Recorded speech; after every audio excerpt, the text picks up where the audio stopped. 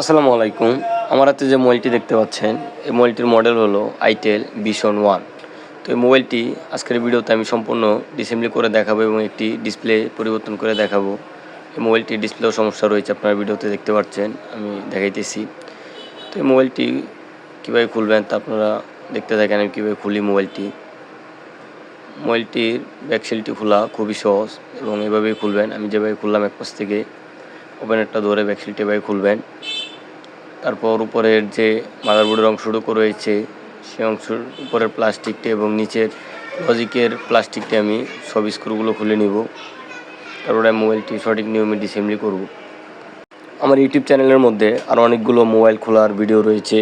যতগুলো মোবাইল রয়েছে যেমন itel, Tecno, Samsung, Oppo, Vivo, Redmi, Realme, ওই কোম্পানিগুলোর যতগুলো মডেল রয়েছে তার সব মোবাইল খোলার ভিডিও মূলত আমি আমার ইউটিউব চ্যানেলে ধীরে ধীরে দেওয়ার চেষ্টা করব।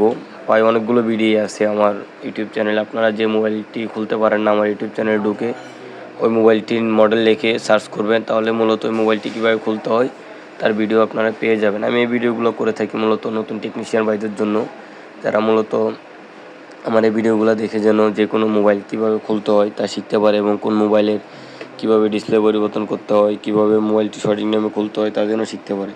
আর যেসব নতুন টেকনিশিয়ান ভাইদের মোবাইল সার্ভিসিংয়ের বিভিন্ন পিডিএফ প্রয়োজন তারা আমার হোয়াটসঅ্যাপ নাম্বারে যোগাযোগ করতে পারেন। আমার কাছে মোবাইল সার্ভিসিংয়ের সকল ধরনের পিডিএফ রয়েছে এবং বিভিন্ন universal display, logic, back shell, charging port থেকে শুরু করে বিভিন্ন ইউনিভার্সাল লিস্ট রয়েছে, সেগুলো আপনারা চাইলে আমার থেকে নিতে পারেন। তো সেগুলো নেওয়ার জন্য আপনারা আমার হোয়াটসঅ্যাপে আমাকে নক করতে পারেন। আর যারা টিকটক থেকে আমার ইউটিউব চ্যানেলে ভিডিওগুলো দেখেন তারা অবশ্যই আমার ইউটিউব চ্যানেলটি সাবস্ক্রাইব করে দেবেন, কারণ আপনারা যদি আমার ইউটিউব চ্যানেলটি সাবস্ক্রাইব করেন তাহলে মূলত নতুন নতুন ভিডিও করার উৎসাহ পাবো।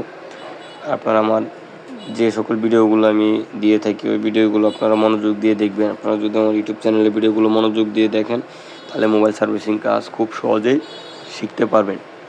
আমি মূলত মোবাইল সার্ভিসিংয়ের প্রতিনিয়ত নতুন নতুন ভিডিও করে থাকি শুধুমাত্র নতুন টেকনিশিয়ান ভাইদের জন্য। তো আপনারা অবশ্যই আমার ভিডিওতে একটি লাইক, একটি কমেন্ট এবং একটি শেয়ার করবেন।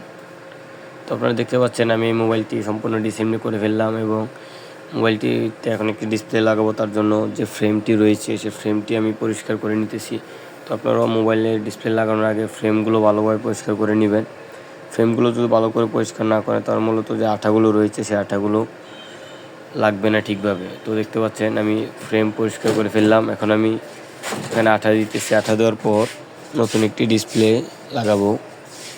তো আপনারা ভিডিওটি সম্পূর্ণ দেখতে থাকেন আমি কীভাবে মোবাইলটিতে নতুন একটি ডিসপ্লে লাগাই। আপনারাও ঠিক এভাবেই নতুন ডিসপ্লে লাগাবেন। আর ডিসপ্লে লাগানোর আগে অবশ্যই ডিসপ্লের এবং নিচের অংশটুকুতে আপনারা একটি মেডিকেল ট্যাপ লাগিয়ে নেবেন। আমি আমার অনেক ভিডিওতে দেখিয়েছি যে ডিসপ্লে লাগানোর আগে কিভাবে ট্যাপটা লাগাবেন। তো এটা লাগিয়ে নিলে যদি আপনারা নিচে আঠা বেশিও দিয়ে ফেলেন তাহলেও কিন্তু ডিসপ্লেতে ঢোকার সম্ভাবনা থাকবে না। তো আপনারা দেখতে পাচ্ছেন আমি কীভাবে ডিসপ্লেটি লাগাইতেছি, আপনারাও ঠিক এভাবেই ডিসপ্লে লাগাবেন। আর ডিসপ্লেতে যদি রাবার ব্যবহার করেন তাহলে মূলত রাবার কখনো বেশি টাইট দিয়ে লাগাবেন না, তাহলে ডিসপ্লে যাওয়ার সম্ভাবনা থাকে। বিশেষ করে আমরা যেসব অ্যামোলেড ডিসপ্লের মধ্যে ইনসেল ডিসপ্লে লাগাই ওই ডিসপ্লেগুলোতে মূলত রাবার বেশি টাইট দিবেন না। রাবার যদি বেশি টাইট দেন তাহলে মূলত ডিসপ্লে নষ্ট হয়ে যাওয়ার সম্ভাবনা রয়েছে। আপনারা দেখতে পাচ্ছেন আমার ডিসপ্লেটি লাগানো শেষ। এখন আমি ব্যাটারিটি কানেক্ট করতেছি।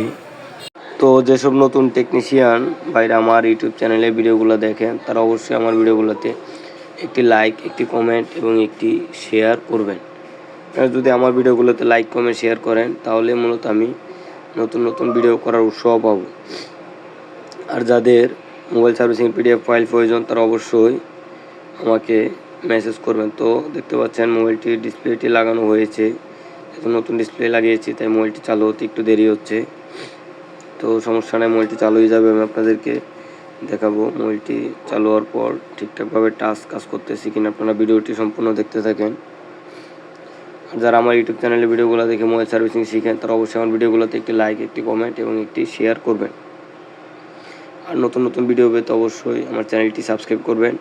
যারা টিকটক থেকে আমার ইউটিউব চ্যানেলে ভিডিওগুলো দেখেন তারা অবশ্যই আমার টিকটকের বাড়িতে লিঙ্ক দেওয়া আছে, আপনারা আমার চ্যানেলটি সাবস্ক্রাইব করে দেবেন। আপনারা যদি আমার ইউটিউব চ্যানেলটি সাবস্ক্রাইব করেন তাহলে মূলত আমি নতুন নতুন ভিডিও করব আর আপনারা নতুন কিছু শিখতে পারবেন।